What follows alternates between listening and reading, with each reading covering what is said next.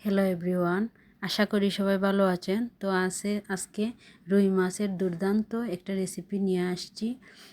তো প্রথমে আমি রুই মাছ 5 পিস, তারপরে 1 বাটি পেঁয়াজ পেস্ট করে রেখেছি, ধনেপাতা কুচি, আদা কুচি, তারপর 3টা টমেটো আমি এরকম লম্বা লম্বা করে কেটে রেখেছি, তারপর এখানে 4টা কাঁচা লঙ্কা রেখেছি।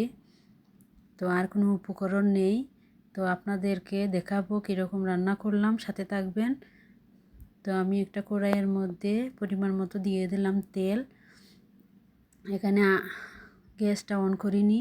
তারপর এই মাছগুলি দিয়ে দেব, সবগুলি দিয়ে দেব একে একে। তারপর এখানে আমি যে পেঁয়াজটা পেস্ট করে রেখেছিলাম দিয়ে দেব সম্পূর্ণ। তারপর এখানে দেব আদা কুচি, দিয়ে দেব টমেটো লম্বা লম্বা করে কেটেছিলাম, দিয়ে দেব। সবগুলি আমি একে একে দিয়ে দেব। তারপরে দেব মশলা, মরিচের গুঁড়া 1 চামচ, হলুদের গুঁড়া 1 চামচ, আর দেব লবণ স্বাদ মতো। তারপরে কাঁচামরিচ হালকা কেটে রেখেছিলাম, এখন আমি 4টা কাঁচামরিচ দিয়ে দেব। এখানে সামান্য চিনি দেব, আর কোনো উপকরণ লাগবে না। এখন হাত দিয়ে এরকম সবগুলা মেখে নেব, খুবই আলতো হাতে মাখবো। এখানে প্রায় 20% আমার রান্না হয়ে যাবে মোটামুটি। তো মাখাটা হয়ে গেছে খুব সুন্দর। এখন গ্যাসটা অন করে হাই আঁচে গ্যাসটা রেখে দিয়ে দেব, যাতে ভালো করে ফুটে ওঠে। প্রায় 2 মিনিটের মতো, 2-3 মিনিটের মতো।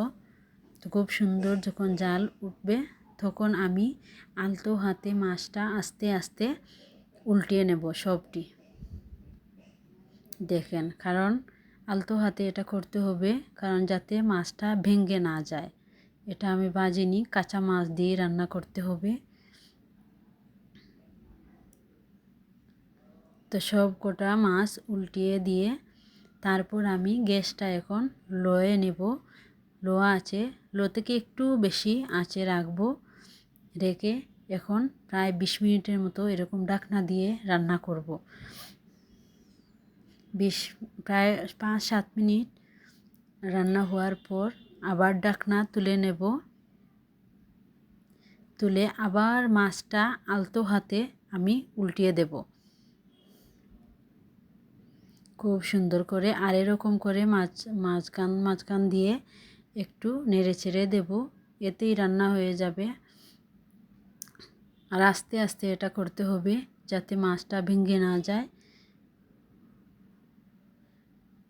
তো এরকম করে আমি আরও 2বার 5-7 মিনিট পর পর ঢাকনা তুলে এরকম নেড়ে চেড়ে দেব।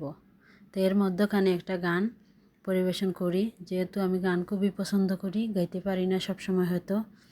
রসিকা আমার মনে বান্ধিয়া পিঞ্জর বানাইছে, সোনার ময়না গড়ে থুইয়া, সোনার ময়না গড়ে থুইয়া, বাইরে তালা লাগাইছে, হায়রে বাইরে তালা লাগাইছে। রসিকা আমার মনে বান্ধিয়া পিঞ্জর বানাইছে। দিনহীন মুর্শিদে কয়, মাটির বাসন ভাঙ্গা গেলে আর কি জোড়ালয়। আমার দয়াল চাইলে লইব জোড়া, মুর্শিদ চাইলে লইব জোড়া, এমন দয়াল কে আছে। রসিকা আমার মনে বান্ধিয়া পিঞ্জর বানাইছে, রসিকা আমার মনে বান্ধিয়া পিঞ্জর বানাইছে। পাগল জালালে কয়, মাটির বাসন ভাঙ্গা গেলে আর কি জোড়ালয়।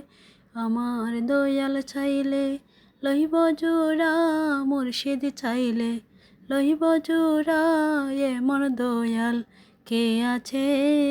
রসিকা আমার মনে বান্ধিয়া পিঞ্জর বানাইছে। ক্ষমা সুন্দর দৃষ্টিতে দেখবেন, ভুল ত্রুটি হতে পারে। তো এখন ধনেপাতা আমি দিয়ে দিলাম প্রায় শেষ পর্যায়ে। 20 মিনিট 20-25 মিনিট রান্না হওয়ার পর এখন ধনেপাতা কুচি দিয়ে দিলাম। তো এখন নামিয়ে নেব। মোটামুটি সম্পূর্ণ রান্না হয়ে গেছে। এখন 2 চামচ সর্ষে তেল দিয়ে দেব। যেহেতু আমি সাদা তেলে এটা রান্না করলাম, আপনারা চাইলে সর্ষে তেল দিয়ে রান্না করতে পারবেন প্রথমেই। তা আমি এখন দিলাম 2 চামচ সর্ষে তেল। তো এটা আপনারা খেয়েই দেখবেন, আমি একবার খেয়েছি, এখন আবার রান্না করলাম।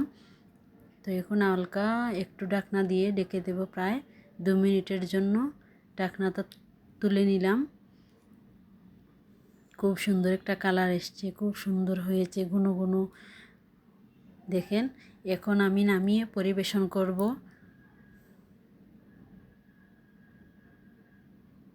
তা আপনারা বলবেন কীরকম রান্নাটা হয়েছে। লাইক, কমেন্ট, সাবস্ক্রাইব করবেন। তো তারপর লাস্টে আমি ধনেপাতা কয়েকটা দিয়ে ডেকোরেশনটা করলাম।